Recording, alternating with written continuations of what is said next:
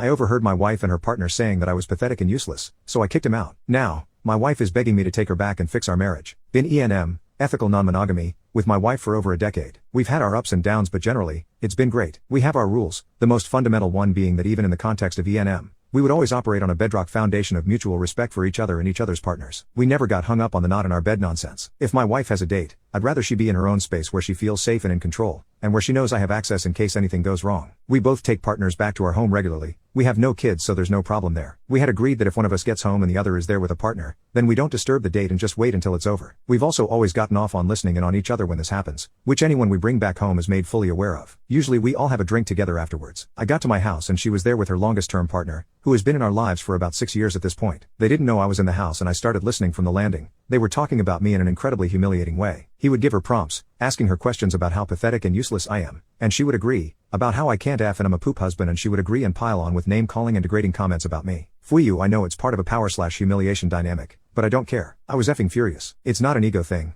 I know I'm a good attentive husband, and if I can allow myself a moment of conceit, I'm a pretty damn good lay as well. I would not ever tolerate any partner of mine saying a bad word about my wife, and I would die before I participate in anything that humiliates her, even if she's not there. At no point in our ENM journey did I consent to become the object of my wife's derision and disrespect when she's on a date, especially with her closest and longest running partner. I walked into the bedroom, big no, and told him to get the F out. My wife was livid and said no, he's not going anywhere, but I put my foot down and kicked him out of the house. We had a massive fight. She told me I was being a huge pussy. I told her she doesn't respect me, and some harsh words were said from both sides. That was Tuesday night and we haven't really spoken since. I certainly won't be the first to make contact, and she's been staying at his place all week, which is a may-I-or violation of our ground rules, but I also broke them by kicking him out. For 13 years I've worshipped the ground she walks on, and I refuse to accept the way they talk about me, even in the heat of the moment. It's not right and I won't stand for it. It's really put the future of our marriage into question, because I won't move forward with him still in the picture, and that will cause a volcanic amount of friction. She really likes him and has known him for almost half the time she's known me. It would severely disrupt our system, and I know she would resent me for it, but I also know I will resent her if he stays. I feel steadfast in this, but I'd appreciate a sanity check before I make any drastic moves. Part 2. My wife came home last night and we had a very long and incredibly difficult conversation. She texted me yesterday and asked if it was okay with me if she came home after work. I said it's her home too and that I'd been waiting for her for 3 days. There's no way I could go through everything that was said, so I'll just summarize what I feel were my biggest takeaways. Basically, there was some good and some bad, and we're taking baby steps on crackling ice. As soon as she walked in the door and saw me, she broke down and started apologizing. For what they said, for what she said afterward,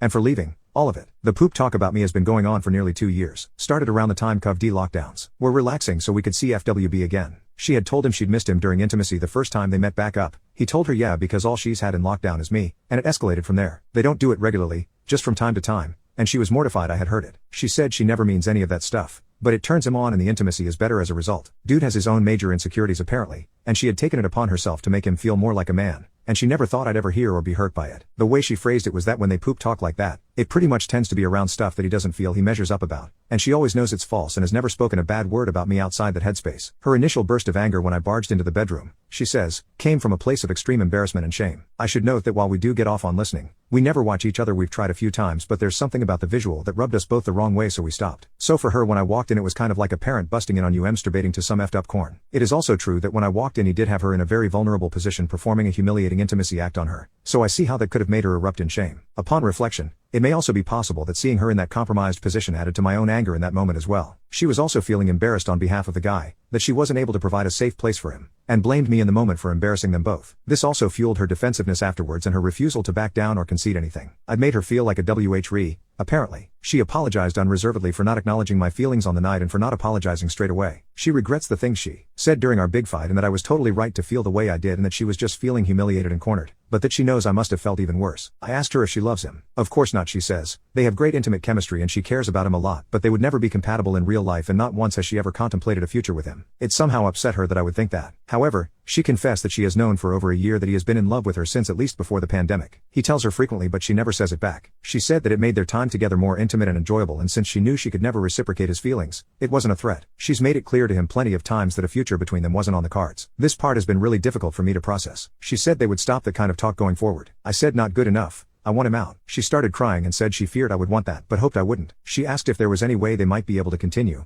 I said she could hang out with him all she wanted, but she'd be doing it as a single woman. She cried, but she agreed to break things off. She asked if they can meet up one more time because they never got the chance to say bye. I agreed on the condition that they leave me out of it and that she make it clear to him that that will be the last time they ever even speak. Any further contact of any kind after that will be the end of us. I should also note that in our subsequent fight that night, at one point I did say something like, well, why don't you just F off to his place then? in a rhetorical way that you sometimes do in a heated argument. And in a moment of pettiness she said fine I will and packed a bag and went. She spent the first night with him out of spite, but they did not have intimacy and she would not have stayed any further nights unless he went away for work, so she had his place to herself. Out of pride she was holding out and waiting for me to make contact before coming back, just as I was. We had to take around a half-hour break when I told her I had gone as far as making an appointment with an attorney for next week. She didn't handle that well at all and had a severe panic attack. She said she never imagined that would ever be on the cards, and that she would have come home days ago if she thought I was even remotely thinking about it. That she can't imagine life without me. Finally, I asked her how I'm supposed to believe the things she's telling me or if she's full of poop. She said she promises she's being truthful and she's never broken a promise to me before, which is true. So I'm inclined to mostly believe her explanations, but there are still a lot of things I need to work through, process, ask about, and convince myself of. We decided we would close the marriage for a couple of months to focus on our own relationship and then reassess. I've canceled my meeting with the lawyer and we're going to go to counseling. Any suggestions on how to find E&M-friendly therapists would be helpful. I never thought we'd ever be here, so I have no idea where to start looking. She offered to close her side unilaterally and let me keep seeing my partners, but this is about both of us. I'm not interested in having her punish herself for the sake of it. I still have to figure out if 1,